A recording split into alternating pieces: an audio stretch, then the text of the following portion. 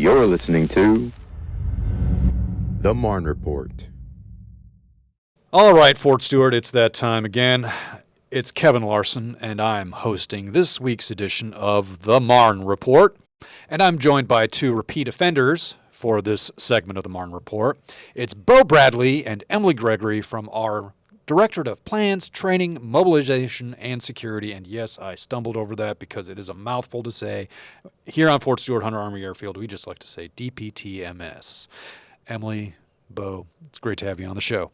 All right, so we're here to talk about something very important, something we do a lot of here on Fort Stewart-Hunter Army Airfield. We practice until we get it perfect. This is like the second time this year I feel like we're doing it, but we're going to be doing Stewart-Hunter Guardian. That's right? That is correct, Kevin. It's a full-scale exercise, but we got a twist on this one. So we got a twist. First, let me start this segment with something new that we're trying to do, feeling you guys out and getting an idea of who you guys are. Beau, tell me a little bit about how you got started in the plans and training arena. Excellent question, Kev. So at the end of my military career, I was in the S3 shop, so I did a lot of training observations. I did a lot of MSRs. I did a lot of operations orders for the 385th MP Battalion. But when I retired, I worked at a different directorate and had a career opportunity come aboard around October of 2020. So that's when I joined DPTMS. Nice. And what is your role at DPTMS? I am an emergency contingency planning officer charged with a lot of stuff. And Emily, what about you? I hear you're an Army fellow. I am an Army fellow, according to you, Kevin. Yes. So I'm not a veteran. I graduated college in 2019, so I'm pretty fresh off the streets. I came in through the fellowship, and I rotate through various directorates in the garrison. I'm actually assigned to the Plans Analysis and Integration Office, but I primarily support my efforts with DPTMS just because I like their mission, and my primary role, I would say, is to augment Beau and the protection and exercise mission that he has. Fantastic. So the exercise that we've got coming up, it's let me back up. Stewart-Hunter Guardian. It used to be just Stewart Guardian, but in the efforts of all-inclusiveness, it's Stewart-Hunter Guardian. What is the exercise?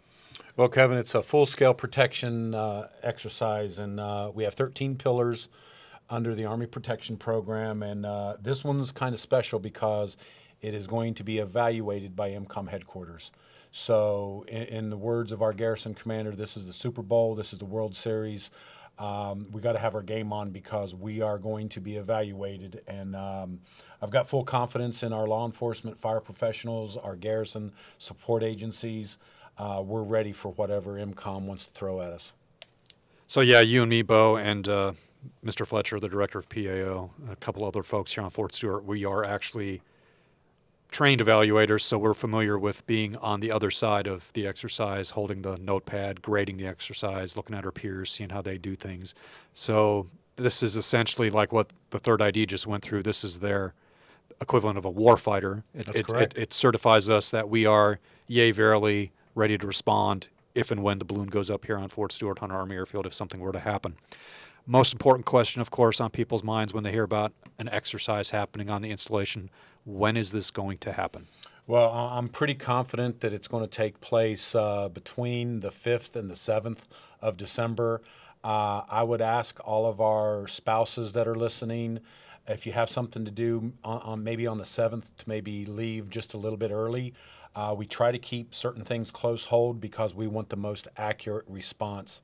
But it is earmarked for the week of the 5th of December. But once again, just plan for some extra time on maybe the 6th and maybe the 7th of December. So that seems to be a pretty big hint that there are some pretty big things that will be happening on those days. What are some of the impacts people can expect to see that they need to plan for without giving away the farm, without giving away the scenario, and giving the upper hand to everybody who needs to practice?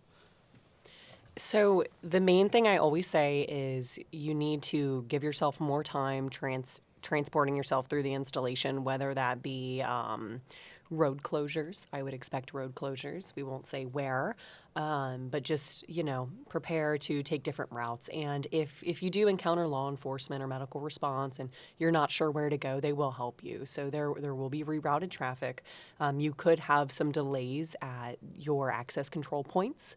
And one of our CDCs will also experience some exercise play outside of it. So just to preface, there will be no impacts to the children. There will also be no impacts to access to the CDC. It will just be in the vicinity of CDC number 475. In the vicinity, again, there will be no impacts there to children or access to the CDC, but traffic will be rerouted. And Kevin, I'd also be remiss. We will be doing a lot of stuff up at Hunter Army Airfield as well. We have a major airfield at Hunter Army Airfield, and we have Fort Stewart and Hunter Army Airfield is known for our power projection capabilities.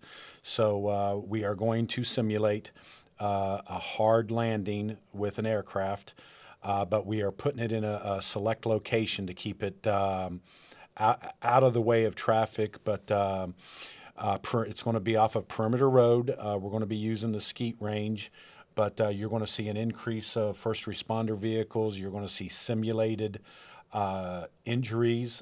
These are not real life injuries. These are role players to test our medical response and our first responders' actions. So this is a very big deal for Fort Stewart and Hunter Army Airfield. Sounds good. So right now, at this moment, let's take a short break, and then we'll come back and we'll retouch some of these more important points about impacts. And we'll take a short break right now. We'll be right back. The Army Maintenance app is a quick and easy way for soldiers, Army families, and DoD civilians to submit work orders in order to maintain their barracks, family housing areas, and workspaces. ARMA enhances the ability to securely submit and access up-to-date information about the status of work orders that have been submitted, as well as provide feedback once the work is accomplished. Users can access ARMA through the Digital Garrison app or by visiting armymaintenance.com. No issue is too large or too small for ARMA. Get connected directly to the service you need, no matter the time of day or night. Create your online profile today at armymaintenance.com. And we're back.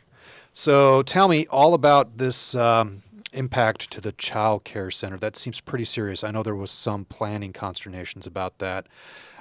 You say that there's no worries, but I'm sure people will come across the CDC and panic. Let's just reiterate that the child care center is not in play, right? It is not. One of the things that I learned as an exercise designer is we try to simulate real world conditions, but sometimes our children, they can observe, and that they love to see the firefighters, they love to see our police officers, but sometimes we don't want them to see why we are exercising. So I learned a lot about structuring the locations a little bit differently.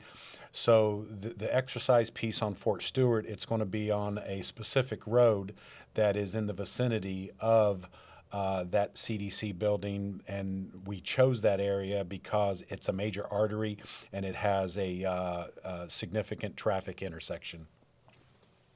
Right. And then on Hunter Army Airfield, you've got the hard landing of the aircraft. And again, you're putting it in a spot where it's realistic, but then again, there won't be as much impact and concern to people driving by and going, oh my gosh, what's that? Did an aircraft really crash? Right. What we're simulating is a C-130 doing a hard landing. And I don't have a real C-130 to simulate, so we're using a different type of visual cue.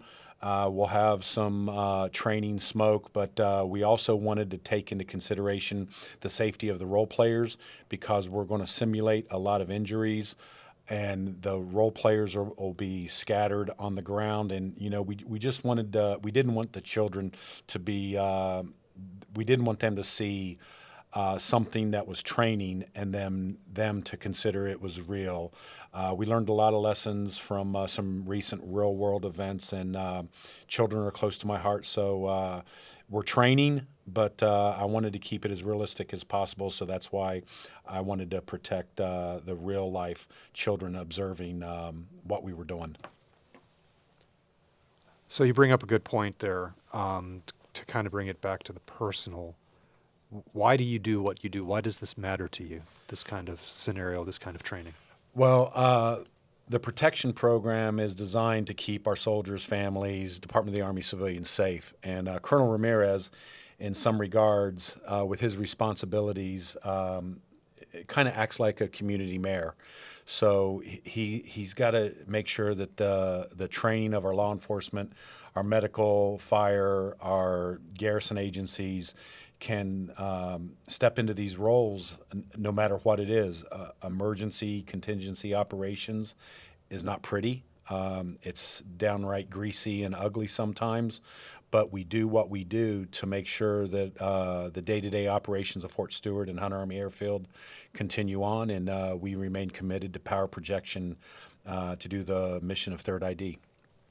And that's what it comes down to at the end of the day, being able to continue the mission here at Fort Stewart Hunter Army Airfield, the premier power projection platform, one of the premier ones in the U.S. Army inventory. It's all about making sure that we can get boots on the ground where they need to be, and along with that, of course, then taking care of all the people that live, work, and play here on Fort Stewart. So just to wrap things up, who all participates in this exercise? All of our first responders, U.S. Army Garrison. A full-scale exercise also invites our community partners to participate. I have got Chatham Emergency Management Association, Liberty County Emergency Management.